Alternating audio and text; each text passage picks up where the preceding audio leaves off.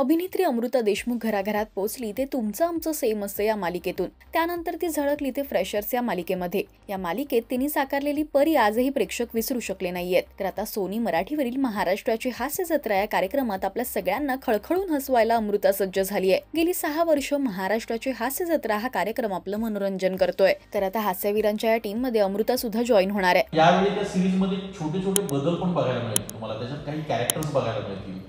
म्हणजे या सासू सुनांची सिरीज असेल तर त्या सासू सुनांबरोबर आणखी एक नवीन अट्रॅक्शन पण त्यामध्ये असेल.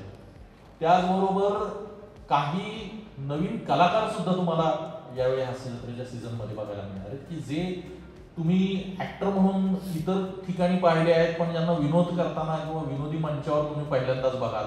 त्यांच्यातलं एक वेगळं टॅलेंट तुम्हाला इथे दिसेल.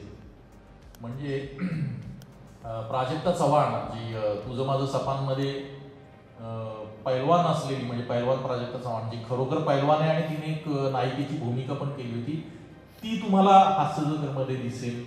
त्याचबरोबर अमृता देशमुख आहे. आणखीही अनेक कलाकार एक तुम्हाला यामध्ये विशेष भूमिकेत चमकताना दिसतील. तर हास्य जत्रा नवीन दमाने, नव्या ऊर्जेने आणि खूप काही नवीन गोष्टी घेऊन येते जी तुम्हाला पूर्वीप्रमाणेच आवडेल अशी आशा आहे.